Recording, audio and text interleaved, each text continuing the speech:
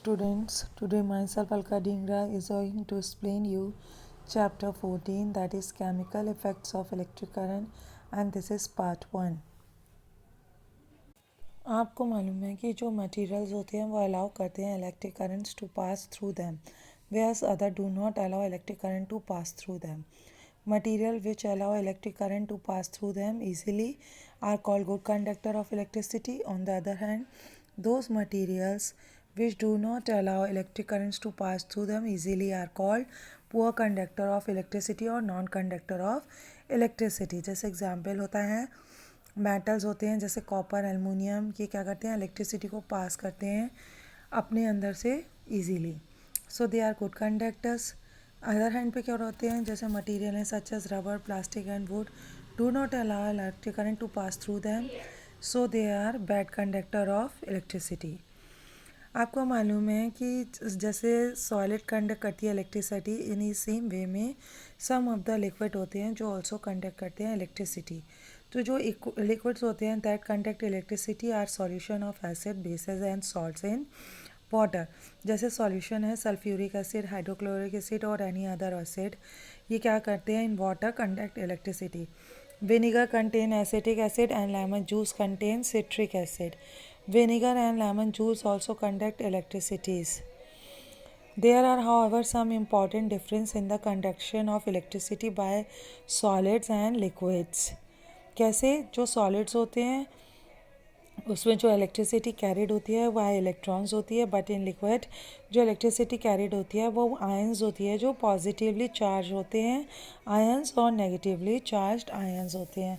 और सेकेंडली क्या होती है जब इलेक्ट्रिसिटी पास थ्रू होती है सॉलिड के तो उनके अंदर कोई भी केमिकल चेंज टेक प्लेस नहीं होता है, लेकिन जब इलेक्ट्रिसिटी लिक्विड के थ्रू पास होती है तो केमिकल चेंज उसके अंदर प्लेस होता है.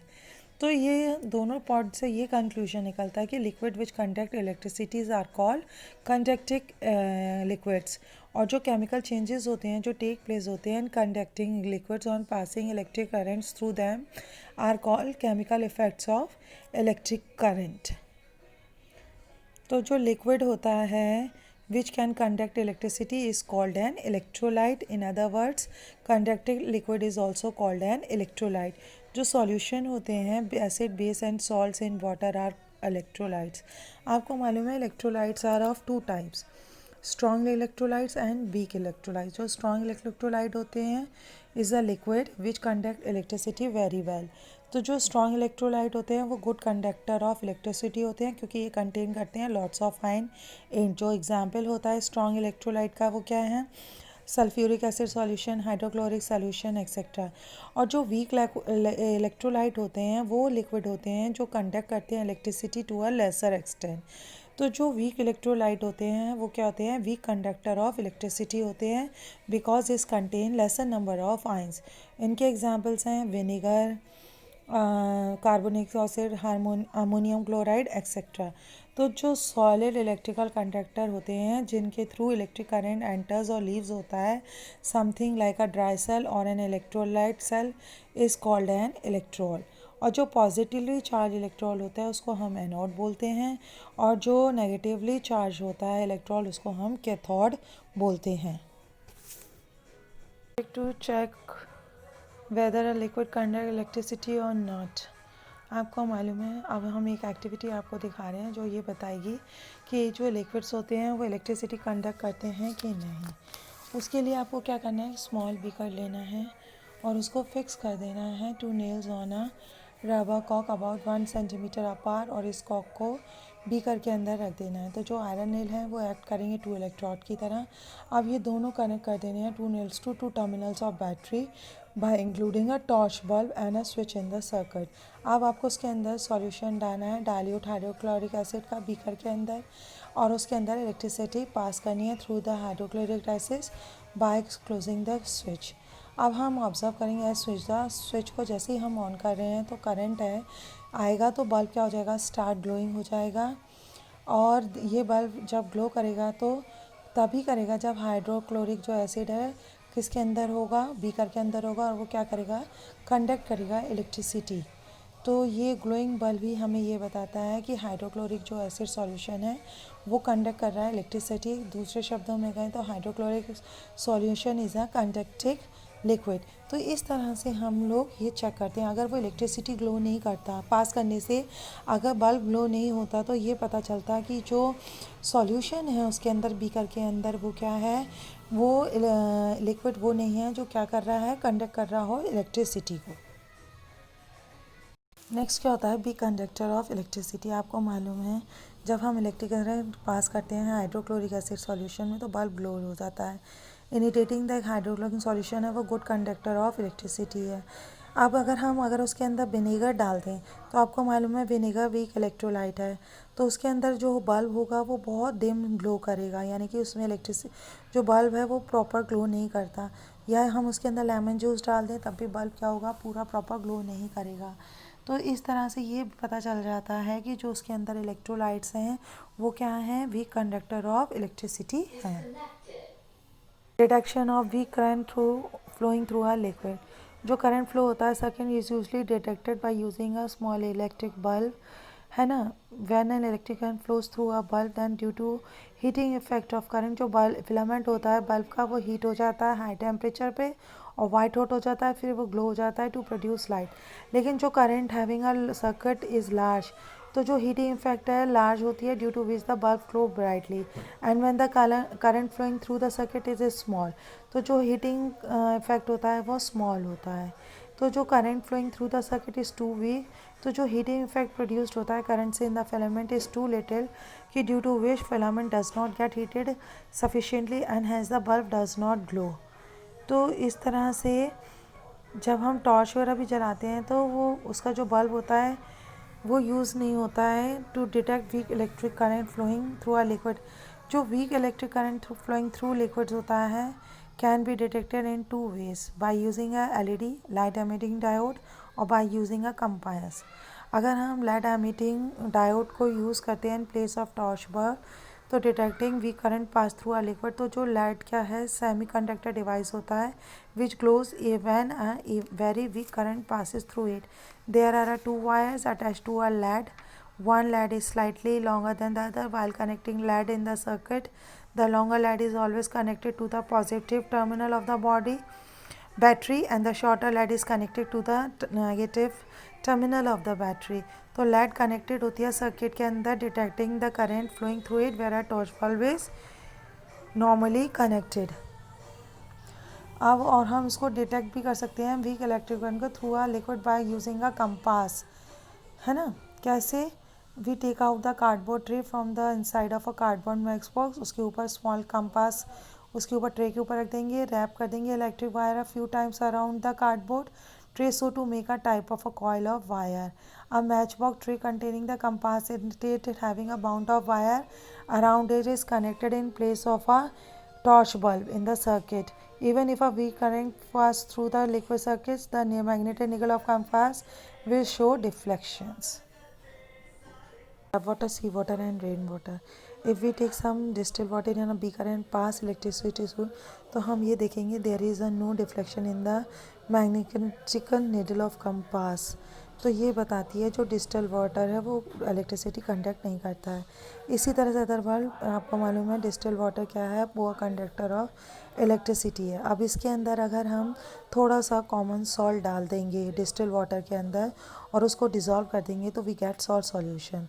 अब हम इसके अंदर फिर इलेक्ट्रिसिटी पास करेंगे तो हम देखेंगे जो मैग्नेटिक नीडल था वो कंपास का वो डिफ्लेक्शन शो कर रहा था, यानी कि जो डिस्टिल वाटर था वो क्या हो गया, गुड कंडक्टर ऑफ इलेक्ट्रिसिटी हो गया on dissolving a little of salt in it. तो we can make distil water और pure water to conductor in the following ways. First क्या कर सकते हैं, हम उसके अंदर कुछ कॉमन सॉल्ट ऐड कर सकते हैं डिस्टिल वाटर के अंदर, जिससे वो क्या बन जाता है, गुड कंडक्टर ऑफ इलेक्ट्रिसिटी। या हम उसके अंदर थोड़ा सा एसिड जैसे dilute sulphuric acid, lemon juice या विनेगर डाल दें तो वो गुड कंडक्टर ऑफ इलेक्ट्रिसिटी हो जाता है। अगर हम थोड़ा सा बेस जैसे सोडियम हाइड्रोक्साइड या पोटेशियम हाइड्रोक्साइड डाल दें तो वो भी तब भी क्या बन जाएगा, गुड कंडक्टर ऑफ इलेक्ट्रिसिटी बन जाएगा। तो आप देखते हो कि हमें जैसे टैप से या हैंडपम्प से जो वाटर्स मिलते हैं, है ना। तो वो क्या कंटेन करते हैं, सेवरल सॉल्ट करते हैं जो नेचुरली प्रेजेंट होते हैं इसके अंदर। तो जो water from all these sources is a good conductor of electricity. जैसे टैप वाटर है वो क्या है, गुड कंडक्टर ऑफ इलेक्ट्रिसिटी है because it contain small amounts of various salt dissolve in it. We should never operate an electric switch or touch any electrical appliance with wet hands। क्यों, क्योंकि ये आपको मालूम है डेंजरस होता है। क्यों, क्योंकि वो जो टैप वाटर होता है प्रेजेंट हो जाए अगर हमारे वेट हैंड में होता है वो, तो उससे क्या होगा, वो इलेक्ट्रिक करंट पास करेगा और उससे हमें इलेक्ट्रिक शॉक लग जाएगा। In case of fire, before the fireman use a big water hoses to throw water on a burning house, they usually cut off the electricity supply of that area. क्यों हो जाता है, क्योंकि आपको मालूम है जो ऑर्डिनरी वाटर होता है वो गुड कंडक्टर ऑफ इलेक्ट्रिसिटी होता है। जो इलेक्ट्रिक सप्लाई नहीं कट ऑफ होती है तो fireman compound on the with hand electricity wires, they get electric socket. Chemical effect of electric current. Electric current can bring about chemical changes, so it is said to have a chemical effects. For example, जब हम electric current pass करते हैं through a acidified water by using carbon electrons, then जो chemical reaction उसके अंदर होता है और क्या फॉर्म करता है, हाइड्रोजन गैस और ऑक्सीजन गैस। तो जो केमिकल रिएक्शन है उसे हम कैसे लिखेंगे, वाटर बाय उसमें फिर एरो इलेक्ट्रिक करंट पास कर रहे हैं, केमिकल रिएक्शन हो रहा है उसके अंदर और वो क्या दे रहा है, हाइड्रोजन प्लस ऑक्सीजन। तो वाटर है वो क्या है, केमिकल कंपाउंड है आपको मालूम है, और हाइड्रोजन और ऑक्सीजन क्या है, एलिमेंट्स है। सो इन दिस रिएक्शन क्या होता है, chemical compound water has been decomposed into two elements, hydrogen and oxygen by the action of electric current. So in this reaction is an example of chemical effect of electric current.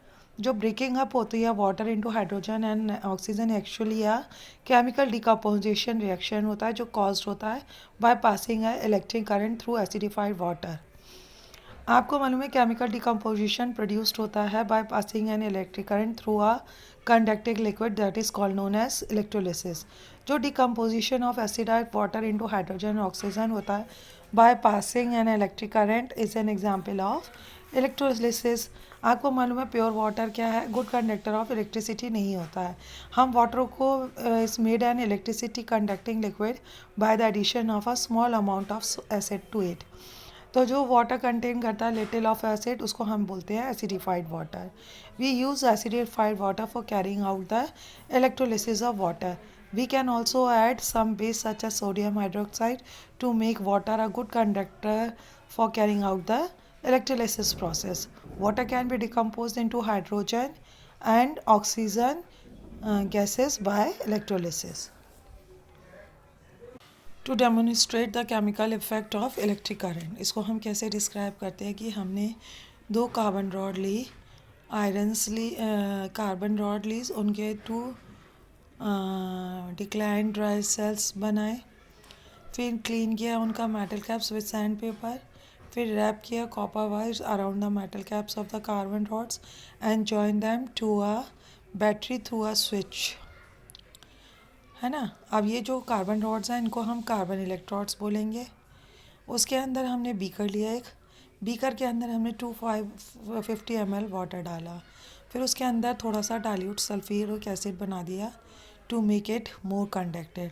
उसके अंदर हमने carbon rods को immerse कर दिया और at the beaker.